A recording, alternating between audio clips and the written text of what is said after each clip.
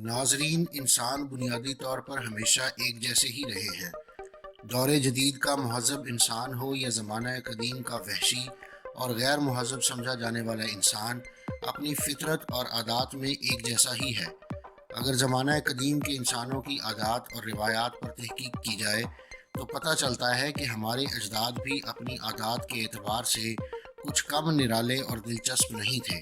آج کی ویڈیو میں ہم آپ کے لیے ان کی کچھ ایسی ہی مضحکہ خیز اور دلچسپ عادات کے حوالے سے معلومات پیش کر رہے ہیں۔ اگر آپ مختلف سائنسی، تاریخی اور علمی موضوعات پر سوچتے ہیں اور مزید جاننے کا تجسس رکھتے ہیں تو سبسکرائب کیجئے ہمارا چینل اور بیل آئیکن دبائیے تاکہ ان موضوعات پر تیار کی گئی ہماری ویڈیوز آپ کو فوری مل سکیں۔ ناظرین، 500 سال بعد از مسیح سے لے کر 1500 سال بعد از مسیح تک کا زمانہ یورپ کی تاریخ میں مڈل ایجز یا میڈیول ایجز کہلاتا ہے۔ یہ وہ دور تھا جب اس وقت کی دنیا کی عظیم سپر پاور رومن امپائر زوال کا شکار ہو رہی تھی، جبکہ دوسری طرف عظیم عثمانی سلطنت کے عروج کا سورج طلوع ہو رہا تھا۔ اسی دور میں یورپ کے لوگ نیند پوری کرنے کے لیے ایک ایسے نظام پر عمل کرتے تھے جسے آج ہم بائی فزک سلیپ کا نام دیتے ہیں۔ اس طریقہ کار میں لوگ سورج غروب ہوتے ہی سو جاتے تھے۔ اس نیند کا دورانیہ نصف شب تک ہوتا تھا۔ اس کے بعد آدھی رات کو لوگ 2 سے 3 گھنٹوں کے لیے جاگ اٹھتے۔ ان میں سے کچھ لوگ تو اپنا یہ وقت عبادت یا مطالعے میں گزارتے، جبکہ چند لوگ اپنے خاندان یا ہمسایوں کے ساتھ وقت گزارنا پسند کرتے تھے۔ اس کے بعد دوسری نیند کا وقت شروع ہو جاتا، جو طلوع آفتاب تک جاری رہتا، اور سورج نکلنے کے بعد لوگ دوبارہ اٹھ کر اپنے روزمرہ کے کاموں میں مشغول ہو جاتے۔ ویسے سچی بات تو یہ ہے کہ آج کل ہم لوگ اس طرح نیند کے کئی دورانیوں سے گزرتے ہیں۔ یہ دورانیے اس بات پر منحصر ہوتے ہیں کہ ہمارا فون کتنی بار بجتا ہے۔ ناظرین، آج ہمیں اگر صبح جلدی اٹھنا ہو تو ہم الارم لگاتے ہیں تاکہ وقت پر اٹھ سکیں۔ تاہم نوکر اپر ایک ایسا پیشہ تھا جو 18ویں صدی بعد از مسیح کے درمیانی عرصے سے لے کر 1950 کی دہائی تک موجود رہا۔ اس پیشے کو اختیار کرنے والوں کا کام یہ تھا کہ وہ صبح سویرے مقررہ وقت پر آ کر ان لوگوں کو جگائیں جنہوں نے صبح جلدی اٹھ کر اپنے کاموں پر جانا ہوتا تھا۔ یہ اٹھانے والے اپنے گاہکوں کے گھروں کے دروازے پر لکڑی کی چھڑیوں سے دستک دیتے تھے، اور اگر ان کا گاہک اوپر کی منزل پر رہائش پذیر ہوتا تھا تو وہ لمبے ڈنڈوں سے کھڑکیاں پیٹتے یا پھر پتلے سے بانسری نما باجے بجا کر انہیں نیند سے بیدار کرتے تھے۔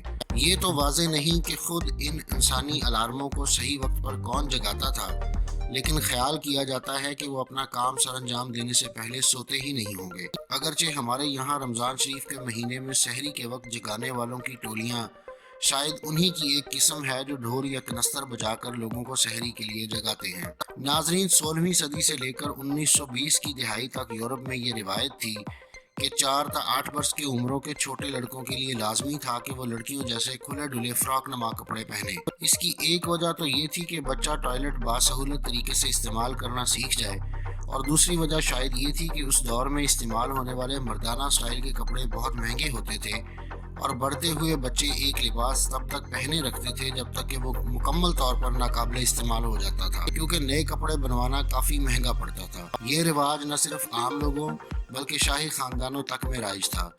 ایک مخصوص عمر کے بعد لڑکوں کو باقاعدہ ایک تقریب میں مردانہ لباس پہنایا جاتا تھا۔ کلوپترا سے لے کر ہر دور کا انسان خوبصورت نظر آنے کے لیے جتن کرتا رہا ہے، یہاں تک کہ غاروں میں رہنے کے زمانے میں بھی وہ اپنی آرائش کے حوالے سے حساس تھا۔ قدیم دور کے یورپ کے گلی کوچے شدید گندے اور کیچڑ سے بھرپور ہوتے تھے، لہٰذا ان میں چلنے کے لیے خاص جوتے بنائے گئے جنہیں چوپنس کہا جاتا ہے۔ یہ جوتے 20 انچ تک اونچے بنائے گئے ایک پلیٹ فارم کے اوپر چپکے ہوتے تھے۔ ان جوتوں کو پہن کر چلنے کے لیے باقاعدہ سہارا دینے والے نوکر رکھے جاتے تھے۔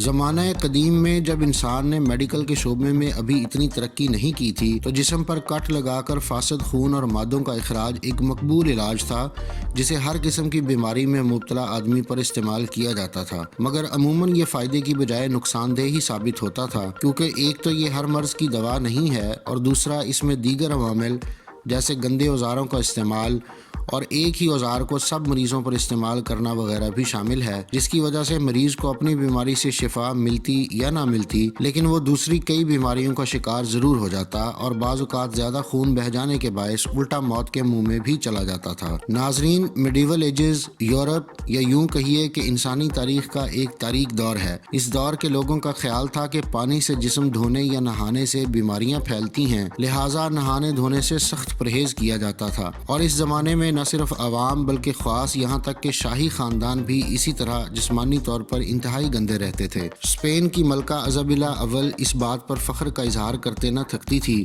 کہ وہ اپنی ساری زندگی میں صرف 2 بار نہائی تھی، ایک بار اپنی پیدائش پر اور دوسری بار اپنی شادی کے موقع پر۔ ایک روایت کے مطابق ایک مرتبہ اس کے دربار کے ایک امیر نے جب اس کے گندے ہاتھوں اور ناخنوں کے بارے میں تبصرہ کیا تو ملکہ نے اٹھلا کر جواب دیا کہ ابھی تو تم نے میرے پاؤں نہیں دیکھے۔ اسی طرح سے روس کی ملکہ بھی جسمانی طور پر اتنی گندی رہتی تھی کہ اس سے آنے والی بدبو اچھے بھلے آدمی کو بے ہوش کرنے کے لیے کافی تھی۔ ناظرین، کیمرے کی ایجاد کے بعد ایک نیا دور شروع ہوا جس میں لوگ زندگی کے ہر موقع کو محفوظ کرنا چاہتے تھے، مگر ایک عجیب روایت یہ شروع ہوئی کہ لوگ اپنے مردوں کے ساتھ نہایت اہتمام سے تیار ہو کر تصاویر بنوانے لگے۔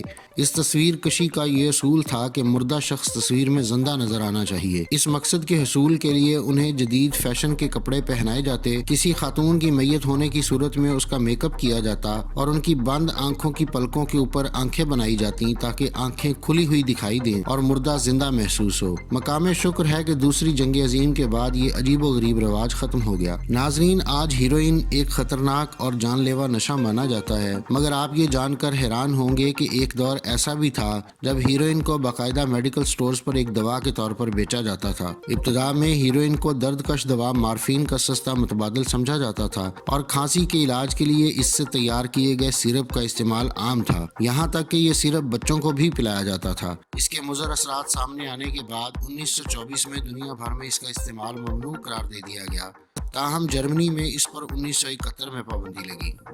ناظرین، آج پبلک مقامات پر کھلے عام تمباکو نوشی بہت سے ممالک میں ایک جرم ہے۔ اگرچہ پاکستان میں بھی یہ ایک جرم ہے، مگر اس کی پاسداری کم ہی کی جاتی ہے اور جگہ جگہ ہم وطن آپ کو دھواں چھوڑتے ہوئے نظر آتے ہیں۔ تاہم آج سے تقریباً 50 تا 60 برس پہلے تک تمباکو نوشی کوئی بری عادت نہیں سمجھی جاتی تھی اور اسموکرز ہر جگہ بلا روک ٹوک سگریٹ پیتے تھے۔ یہی حال پبلک ٹرانسپورٹ کا بھی تھا، لوگ بسوں سے لے کر ہوائی جہازوں تک ہر جگہ پر دوران سفر سگریٹ نوشی کرتے تھے۔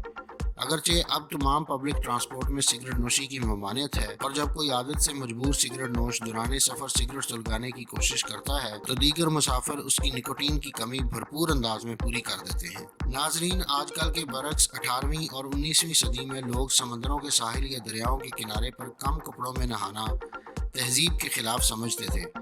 اسی وجہ سے وہ ان جگہوں پر نہانے کے لیے چلتے پھرتے مشینی غسل خانے استعمال کرتے تھے۔